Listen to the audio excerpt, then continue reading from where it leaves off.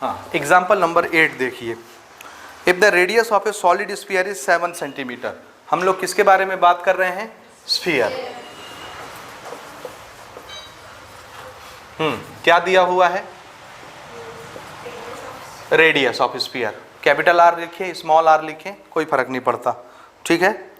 Radius is 7 centimetre, then find its surface area and volume. दो चीज़ें हमसे निकालने को कहा जा रहा है, स्फीयर का सरफेस एरिया और स्फीयर का वॉल्यूम। और दोनों के फॉर्मूले में रेडियस ही इन्वॉल्व होता है, हाइट तो होती नहीं स्फीयर में, हाइट आर में ही कन्वर्ट हो जाती है ना, 2r। तो बहरकैफ सारे फॉर्मूले में आर ही आता है, एच तो आता नहीं। तो हमको स्फीयर के किसी भी कैलकुलेशन को करने के लिए सिर्फ क्या चाहिए? आर चाहिए, रेडियस, और यहाँ अवेलेबल है, इसलिए दोनों चीजें हम निकाल सकते हैं। पहली चीज क्या? Surface area. क्या फॉर्मूला है?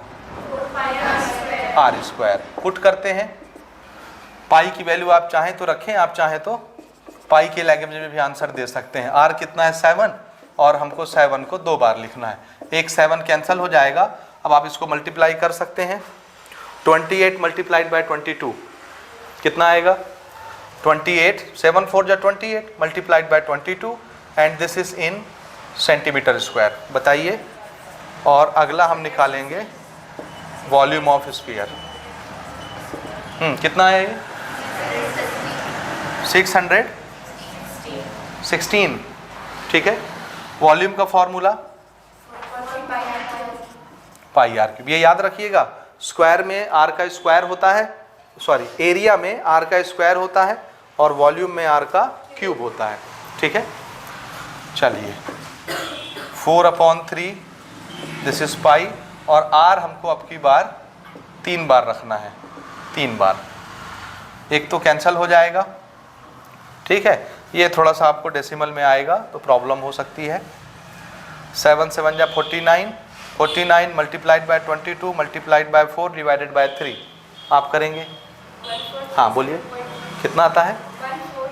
1437.33 सेंटीमीटर क्यूब, ठीक है। एग्जाम्पल है, आप देख के बता सकते हैं। आपको सिर्फ मेथड समझना है कि कैसे बनाना है, ठीक है ना। अभी आप देख के बता सकते हैं, लेकिन आप इसको प्रैक्टिस करेंगे खुद से, ठीक है। हो गया ये, ठीक। नेक्स्ट क्वेश्चन लेते हैं। Example number 9। Find the total surface area of A hemisphere of diameter 14 centimetre. Figure का नाम जरूर पढ़ लीजिएगा। क्या दिया हुआ है? हेमिस्फीयर। इसके लिए हमको क्या गिवन है? हाँ, डायमीटर को हमेशा क्या लिखना है? 2r। दिस इज 14 सेंटीमीटर, तो रेडियस कितना? और हमसे क्या पूछा जा रहा है? Total surface area. What is total surface area of hemisphere? हाँ, टोटल सरफेस एरिया पूरा लिखेंगे आप लोग ना, of hemisphere. This is 3 pi R square, ठीक है ना। 3 multiplied by 22/7 multiplied by R को 2 बार, ये cancel. 21 multiplied by 22 462 centimetre square, ठीक है, ठीक है ना।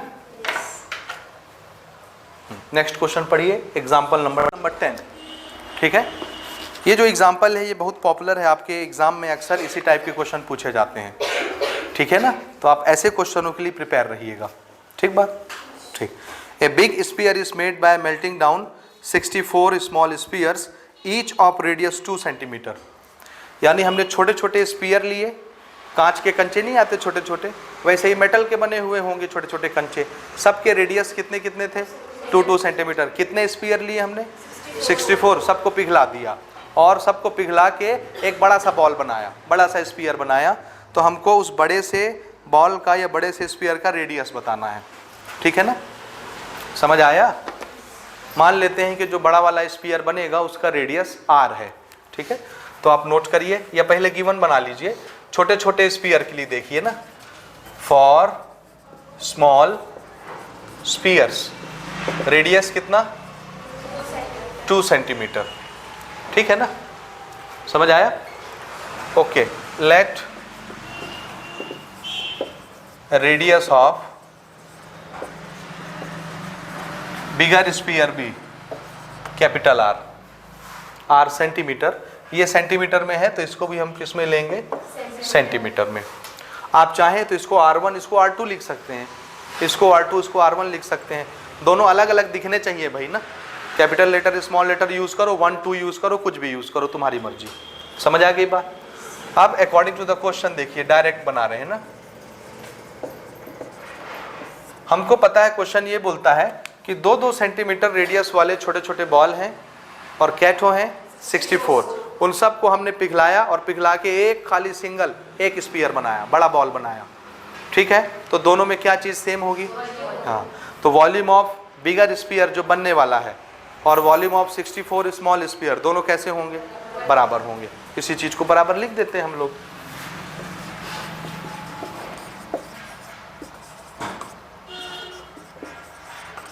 वॉल्यूम ऑफ न्यू स्फीयर या big sphere is equal to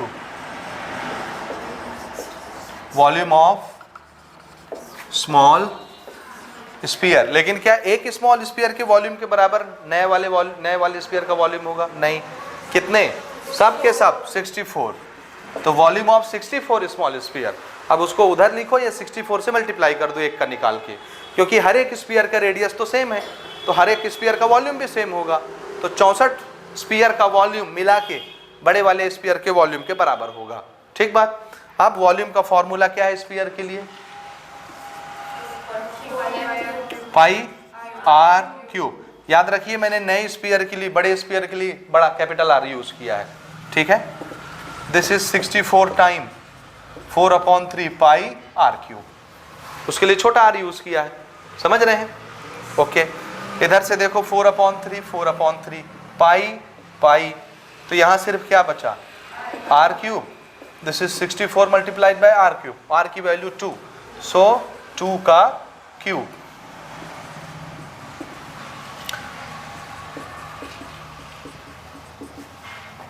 ठीक है, ये ना और छोटा करते हैं, 2 का क्यूब कितना होता है, 8। ठीक है ना। आप इधर ध्यान से देखिए, आर क्यूब है, ये उधर जाएगा तो क्या बनेगा, क्यूब रूट। क्यूब रूट में कितने कितने के जोड़े बनाने पड़ते हैं, 3-3 के। आप चाहो तो वैसा कर लो, या इसको क्या लिख सकते हैं, 8 का square, 8 × 8, so this could be written as 8 × 8। एक 8 तो पहले से है, 3 सेट तैयार हुआ 8 का, हुआ।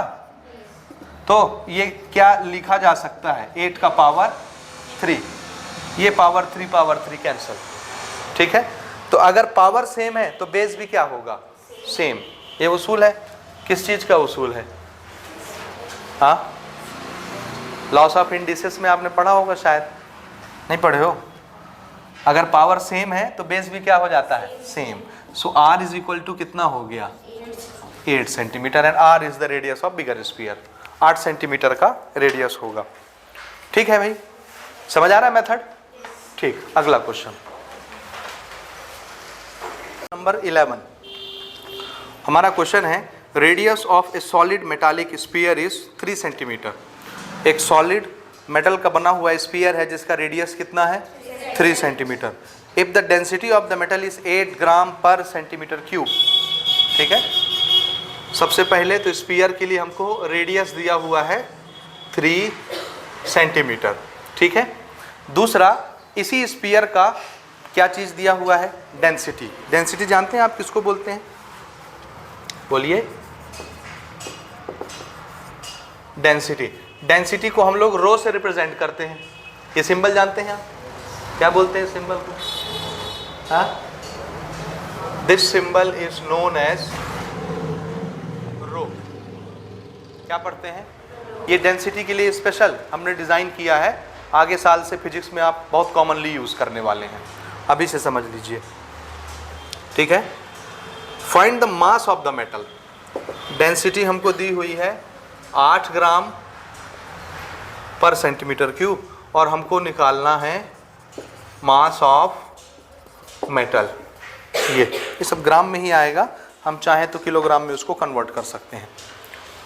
ठीक है, तो मैं यहाँ आपको फिजिक्स पढ़ाने के लिए तो नहीं खड़ा हुआ हूँ, तो मैं आपको डेंसिटी का मीनिंग बताऊं, लेकिन you have to know what is the meaning of density. किसको बोलते हैं डेंसिटी?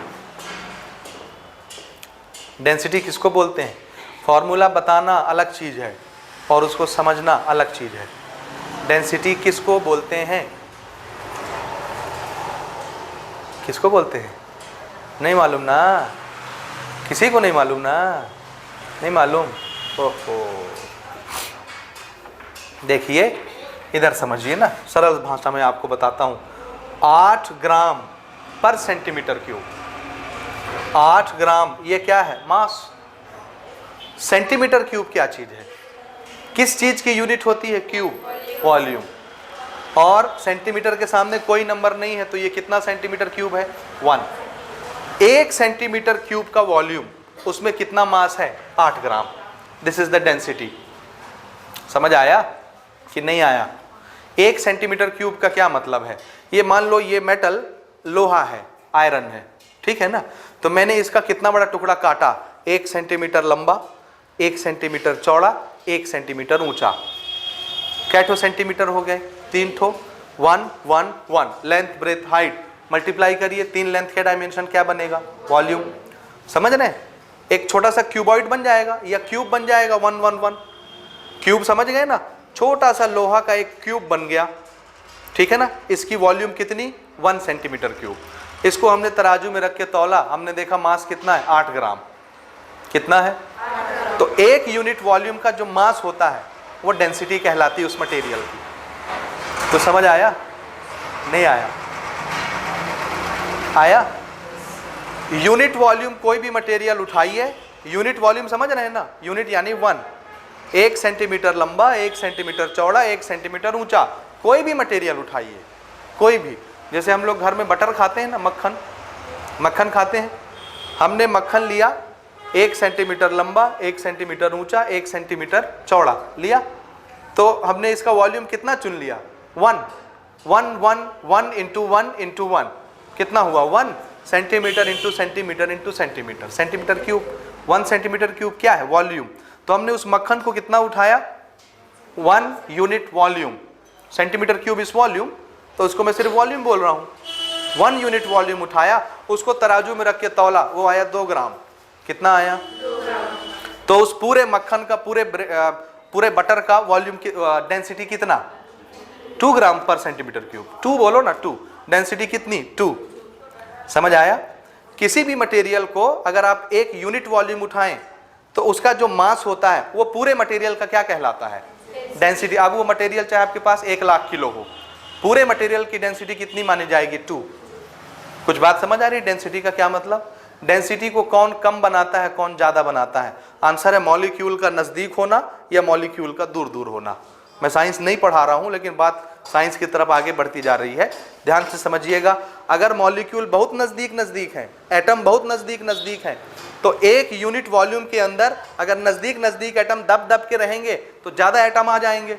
अगर ज़्यादा एटम आ गए तो मास क्या हो जाएगा? बढ़ जाएगा। समझ आया? तो जब एटम बहुत ज़्यादा क्लोजली पैक होते हैं तो 1 यूनिट वॉल्यूम के अंदर बहुत ज़्यादा एटम आ जाते हैं, तो उसका मास बढ़ जाता है, तो हम बोलेंगे उसकी डेंसिटी ज़्यादा हो गई है। समझ आया? और अगर एटम दूर दूर हैं थोड़े थोड़े, तो उसी 1 यूनिट डब्बे के अंदर एटम ज़्यादा नहीं आ पाएंगे, एटम बाहर चले जाएंगे, तो उसका मास भी क्या हो जाएगा? कम। तो डेंसिटी को ज़्यादा या कम कौन बनाता है? एटम के बीच का स्पेस। अगर ये एटम बहुत नज़दीक नज़दीक है तो उसी डब्बे के अंदर 1 सेंटीमीटर 1 सेंटीमीटर 1 सेंटीमीटर, उसी डब्बे के अंदर ज़्यादा एटम आ जाएंगे, तो उसका वजन भी ज़्यादा हो जाएगा, यानी उसकी डेंसिटी ज़्यादा हो जाएगी। समझ आया? आप सिर्फ ये याद रखिए, 1 यूनिट वॉल्यूम का जो मास होता है, समझ रहे हैं? 1 यूनिट वॉल्यूम कोई भी टुकड़ा उठाइए, उसका जो मास होता है वो क्या कहलाता है? डेंसिटी। समझ आ रहा है? इसीलिए हमने इसका फॉर्मूला भी क्या बनाया, देखिए, density is equal to mass upon volume. क्या फॉर्मूला है डेंसिटी का? Density is equal to, this is density equal to, ये क्या चीज है? मास, और ये डिवाइड में वॉल्यूम।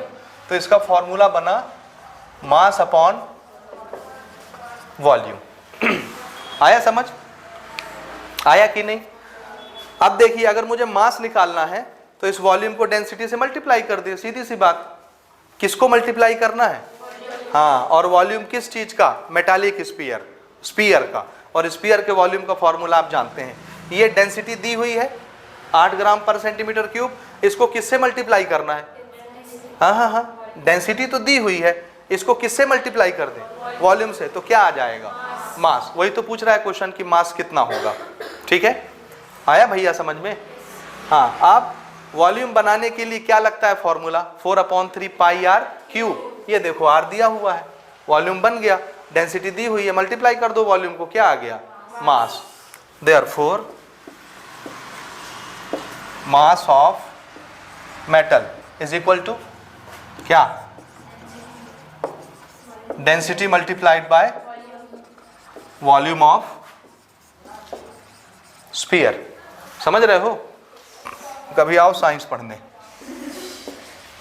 8 ग्राम पर centimetre cube multiplied by volume. What is volume? और इसकी यूनिट क्या? देखो सेंटीमीटर क्यूब नीचे, सेंटीमीटर क्यूब ऊपर, कैंसल, सिर्फ क्या बचा? ग्राम। और मास की यूनिट क्या होती है? ग्राम। ग्राम में आएगा वो। समझे ना कि नहीं समझे? अब ये ग्राम हम लास्ट में लिख लेंगे। 8 मल्टीप्लाइड बाय 4/3, पाई की वैल्यू 22/7, आर हमको 3 बार लिखना है, that is 3 multiplied bye 3 multiplied bye 3। ठीक है, एक आर आप कैंसिल कर सकते हैं यहाँ से, आर यानी 3 ऊपर नीचे कैंसिल हो गया। अब आप जान रहे हैं आपको कड़ी मेहनत करना है, या आप डायरेक्ट मुझे आंसर दे के बता सकते हैं, या आप चाहे तो मल्टीप्लाई डिवाइड कर सकते हैं। कितना आ रहा है भाई? हाँ, कितना आएगा? 905.12 ग्राम। इसका मल्टीप्लिकेशन डिवीजन कितना आ रहा है? 905.12 ग्राम। ग्राम में यूनिट आ रही है ना, ये ग्राम बचा, ग्राम में आया। आप चाहें तो इसको किलोग्राम में कन्वर्ट कर सकते हैं। कितने ग्राम 1 किलोग्राम के बराबर होता है? 1 किलोग्राम में कितने ग्राम होते हैं? 1 किलो में कितने ग्राम होते हैं? सब्जी लेने नहीं जाते हो मार्केट क्या? 1 किलो में कितने ग्राम होते हैं? 1000। कितने ग्राम होते हैं? 1000। सब्जी लेने जाते हो? हाँ, तो जानते होगे सब्जी लेने जा रहे हो तो। मार्केट नहीं जाते ना तुम लोग, जाया करो। 1000 ग्राम होता है 1 किलो में। ठीक है, तो अगर मैं इसको किलोग्राम में चेंज करना चाहता हूँ ग्राम को, तो कन्वर्जन क्या बनेगा? देखिए ना, 1 kilogram is equal to 1000 gram. 1000 gram 1 kilogram के बराबर होता है। यहाँ पर क्या है मेरे पास? सिर्फ ग्राम, तो मैं वहाँ ग्राम बना लेता हूँ, बाकी सब इधर उधर कर देता हूँ। 1 ग्राम बनाओ तो 1000 नीचे आ जाएगा।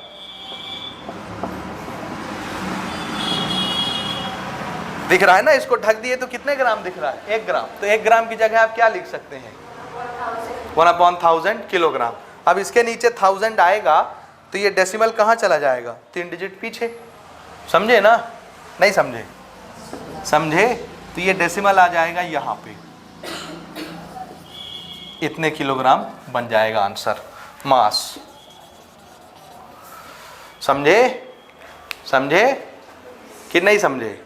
हाँ, तो ये उस मेटालिक स्फीयर का मास हो जाएगा किलोग्राम में, और ग्राम में इतना। ठीक बात कि नहीं समझे? समझ गए ना? ठीक, नोट कर लें।